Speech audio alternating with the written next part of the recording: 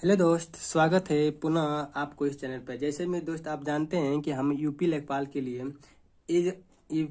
के लिए आपको ग्राम प्रवेश का मोस्ट सवाल या कहिए तो विस्तार से आपको ग्राम प्रवेश पढ़ा रहा हूँ। जैसे मैं आज का वीडियो आपका किसान क्रेडिट कार्ड, जैसे मैं पिछले वीडियो में हमने आपको आरआरबी और विकास भूमि बैंक के बारे में क्या किए हैं, पढ़ा दिए हैं। पर आपका आज वीडियो कौन सा है, केसीसी आप जानते होंगे। आप जो आपके गांव में जो किसानी होते हैं वो केसीसी के ऋण पे क्या लेते हैं, पैसा उधार लेते हैं, अपना क्या करते हैं, खेती करते हैं। तो इन्हीं केसीसी के बारे में क्या करेंगे, आज जानेंगे और देखेंगे। अगर दोस्त आप इस चैनल पे नए होंगे तो चैनल को सब्सक्राइब भी कर लीजिएगा, क्योंकि इसी तरह अगला भी वीडियो बनाऊंगा तो आपके यहाँ क्या हो, तुरंत पहुंच जाएगा। चलिए दोस्त, देर न करते हैं, वीडियो को क्या करते हैं, स्टार्ट करते हैं। किसान क्रेडिट बारे में आप जानते हैं। देखिए, किसान क्रेडिट कार्ड ये क्या होता है, केसीसी इसका फुल फॉर्म होता है। देखिए, इसका लक्ष्य क्या है। इसका लक्ष्य होता है कि किसानों को सस्ते दर पर, क्या लक्ष्य होता है, किसानों को सस्ते दर पर ऋण उपलब्ध कराना। क्या होता है, लक्ष्य होता है ऋण उपलब्ध कराना। इसकी शुरुआत वित्त वर्ष 1998 और 99 में किया गया था। पूछ सकता है केसीसी की स्थापना कब किया गया था, 1998 और 99 में। जो उस समय वित्त मंत्री कौन थे, यशवंत सिन्हा जी थे। पूछ सकता है जो केसीसी है, जो किसानों को ऋण देता है, उस समय वित्त मंत्री कौन थे, यशवंत सिन्हा जी थे।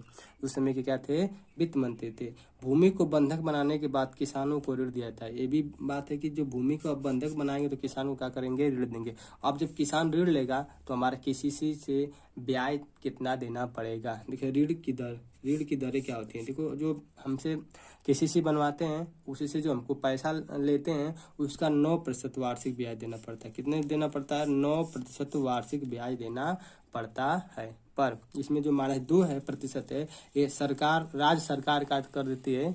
जो किसान का होता है, जो जिस राज्य में आप किसान होगा उसकी जो राज्य सरकार होंगी क्या करेंगी, 2% ब्याज स्वयं अपने क्या करेंगे, निर्वाहित करेगी। बचता है कितना, 7%।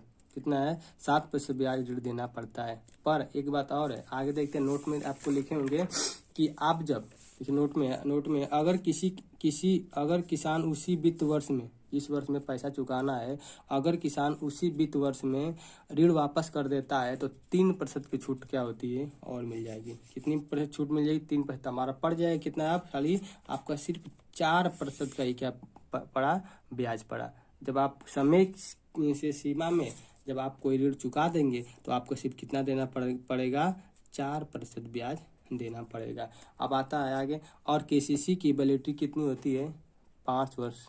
5 वर्ष की वर्तमान में आप जो केसीसी कार्ड बनवाएंगे उसकी वैलिडिटी कितनी होगी, 5 वर्ष की होगी। अब पहले ये होती थी कितनी, 3 वर्ष होती। पर वर्तमान में पूछ सकता है जो किसान क्रेडिट कार्ड है उसकी वैलिडिटी कितनी है, या समय कितना है, समय अब कब तक चल सकता है, आप क्या बताएंगे, समय 5 वर्ष तक चल सकता है। ये था हमारा किसान क्रेडिट कार्ड। अगली आपकी जो योजना है, आपको बताया था कि कृषि लागत एवं मूल्य आयोग, आपको लिखवाएंगे CACP। इस CACP कैसे बना, इसके बारे में देखते हैं और जानते हैं। इसका फुल फॉर्म क्या होता है, फुल नाम क्या होता है, कृषि लागत एवं मूल्य आयोग होता है, जिसको CACP कहते हैं। देखिए आगे देखते हैं, CACP की स्थापना 1965 में भारत में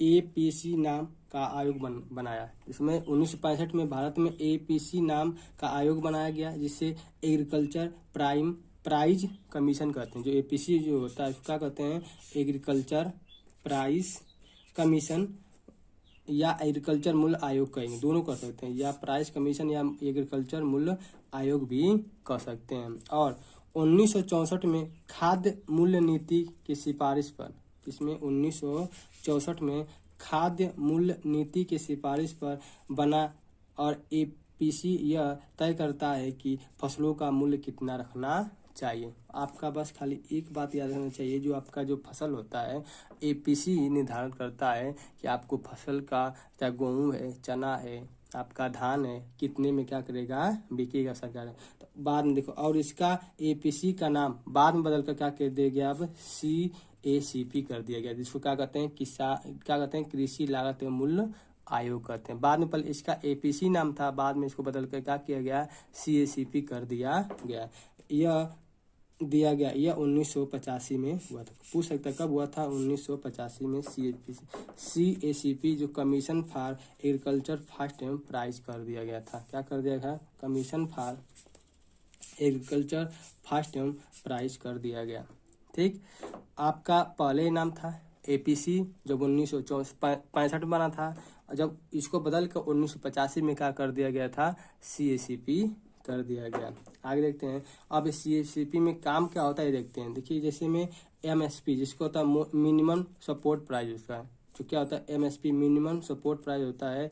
आज लगभग भारत में 22 से कितना 22 से 23 फसलों का क्या होता है, बीमा होता है। मतलब 22 से 23 फसलों पर क्या MSP निर्धारित की जाती है कि आपको इतना में क्या करना है बेचता है। पर MSP का पूरे भारत में सिर्फ 6% ही लोग क्या करते हैं, लाभ उठा पाते हैं, और अन्य जो आपका 94% लोग हैं वो लाभ उठा नहीं पाते हैं MSP का। सिर्फ कितने 6% लाभ उठा पाते हैं, बस कितना 6% लाभ ही उठा पाते हैं। तो चलिए दोस्त, बस इस वीडियो में 2 ही योजना रहने देता हूँ। आपको पहली सी कौन थी, आपकी जो बताएं कि आपकी KCC के बारे में समझाएं, कौन सा KCC के बारे में जाने, और दूसरा में CACP के बारे में। बस 2 योजना है, 2 योजना को आप पढ़ लीजिए। आपकी स्थापना पूछेगा तो स्थापना से बता दे सकते हैं, इसकी क्या काम है वो भी बता सकते हैं, कितना दर होता है, कितना दर नहीं देना पड़ता, सब क्या आपको है डिटेल से KCC का और CACP का जो मिनिमम कॉस्ट प्राइस जो आपका जो निर्धारित करती है 22 से 23 फसलों का जो निर्धारण होता है,